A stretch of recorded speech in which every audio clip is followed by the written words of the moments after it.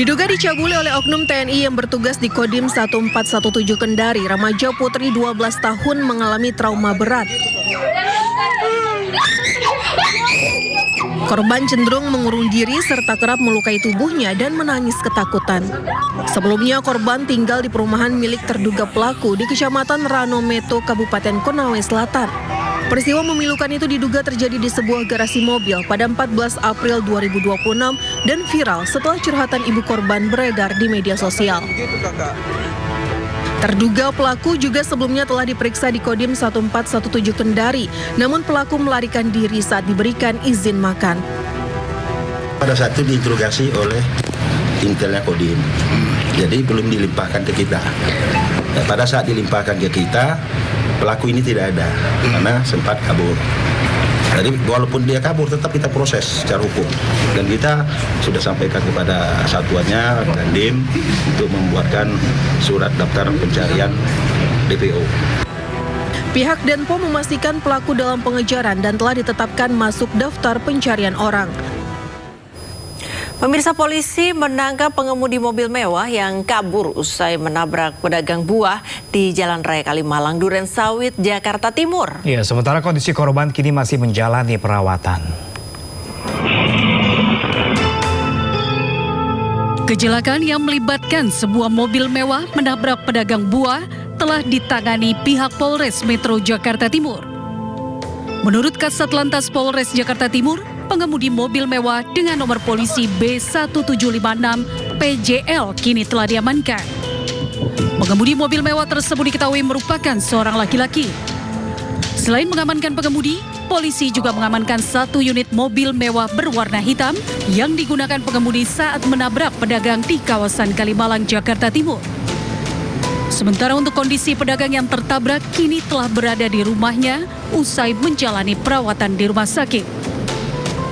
Untuk saat ini dari pengemudi sudah berada di kantor kami dan sedang kami mintakan keterangan atas kejadian tersebut, dan tentunya kita semua prihatin atas kejadian tersebut dan pastinya selanjutnya kita akan melakukan proses lidik dan semuanya sesuai prosedur. Sebelumnya pengemudi mobil mewah menabrak pedagang buah yang sedang menyeberang di ruas Jalan Raya Kalimalang, Durensawit, Jakarta Timur pada Sabtu lalu. Korban sempat terpental saat kecelakaan terjadi, sementara pengemudi mobil langsung melarikan diri usai kejadian. Dari Jakarta, Rio Mani, iNews melaporkan.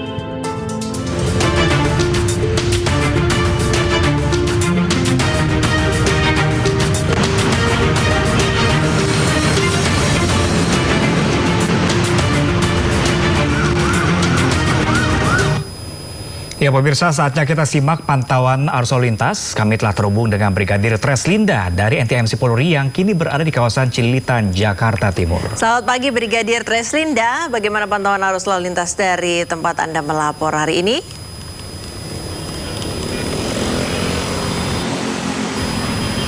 Ya baik, terima kasih Friska, juga Pram di studio pemirsa. Kami akan menunjukkan secara real time kondisi arus lalu lintas terkini dibantu juru kamera Azrin.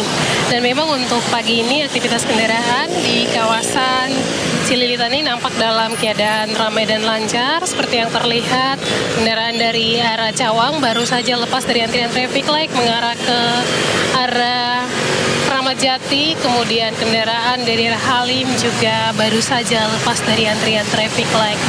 Untuk arus lalu lintas dari arah Kramat Jati akan mengarah ke Cawang saat ini mengalami perlambatan di antrian traffic light dengan dominasi kendaraan sepeda motor. Kemudian untuk arus lalu lintas dari arah Dewi Sartika yang akan mengarah ke arah Halim maupun berbelok arah ke arah Kramat Jati juga masih dalam keadaan relatif lancar. Meskipun lalu lintas lancar, kami harapkan Anda tetap mengutamakan keselamatan dengan menjaga batas kecepatan, kemudian jaga jarak aman kendaraan Anda, mengingat memang kawasan ini ramai dengan aktivitas masyarakat yang berlalu lalang berkaitan dengan aktivitas masyarakat pada pusat-pusat perbelanjaan yang ada di kawasan ini. Tentunya ini juga perlu menjadi antisipasi bagi para pengguna jalan yang melintas. Kami juga menginformasikan data RSMS Korlantas Polri dalam kurun waktu 1x24 jam terjadi 273 kasus laka lantas dengan rincian 30 31 orang meninggal dunia, 44 orang luka berat, serta 348 orang luka ringan. Dari data tersebut, 77% terjadi pada waktu siang hari. Tentunya bagi Anda yang berkendara di siang hari, kami harapkan Anda untuk dapat mematuhi kelengkapan kendaraan seperti helm standar SNI bagi pengendara sepeda motor, kemudian safety belt bagi pengendara roda 4. Hal ini untuk menghindari terjadinya benturan ataupun mengurangi fatalitas pada saat terjadi kecelakaan lalu lintas. Patuhilah rambu serta marka demi terwujudnya lalu lintas yang aman dan juga lancar. Demikian Brigadir Treslinda melaporkan. Priska dan Pram, kembali ke Anda di studio, silakan.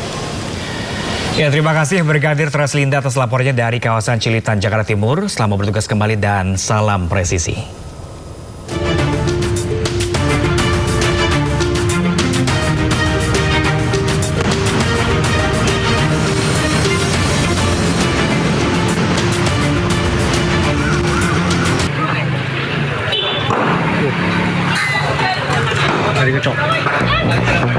Melanda sebuah rumah mewah di Jalan Waiputi 2, Tanjung Duren Selatan, Jakarta Barat. Yang terbakar satu rumah, kiri kanan rumah permanen. Kobaran api meludeskan lantai 2 dan atap rumah. Di monitor. Api padam setelah petugas mengerahkan 15 unit damkar dan 75 personil ke lokasi. Musibah kebakaran ini terjadi saat satu orang penghuni kos memberitahu terdapat kobaran api di bagian atas rumah. Besarnya kobaran api membuat pemilik rumah, istri dan penghuni kos bergegas menyelamatkan diri. Diduga kebakaran akibat korsleting listrik salah satu kamar. Penyebab pasti kebakaran masih diselidiki Polsek Grogol, Petamburan, Jakarta Barat. Dari Jakarta, Miftahul Gani, A-News melaporkan. Jangan loncat, jangan loncat. Jangan loncat, jangan loncat. Kepanikan pecah saat kebakaran melanda gedung coworking space Metro Sport Center di Kota Semarang, Jawa Tengah. Teman-teman rescue mohon. Teriakan karyawan yang masih terjebak di lantai 3 terdengar saat kebakaran terjadi. Petugas damkar memasang tangga untuk menyelamatkan kedua karyawan yang diketahui tinggal di tempat kejadian. Korban yang mengalami luka bakar cukup serius dan menghirup terlalu banyak asap langsung dilarikan ke rumah sakit terdekat. Yang kita evakuasi ada dua orang ya. Dari lantai 2. Kebetulan katanya lantai 3. Informasinya di atas itu kan ada mes yang penghuninya 2 orang. Api diduga muncul pertama kali dari lantai dasar yang merupakan Gereja Bethel Indonesia. Saksi yang berada di lokasi mendengar ledakan beberapa kali saat api berkobar. Api baru berhasil dipadamkan 1 jam kemudian usai 7 unit pemadam kebakaran dengan 50 personil dikerahkan ke lokasi. Untuk mengetahui penyebab pasti kebakaran, polisi masih terus mendalami insiden ini. Dari Semarang, Andri Aprianto, A-News melaporkan.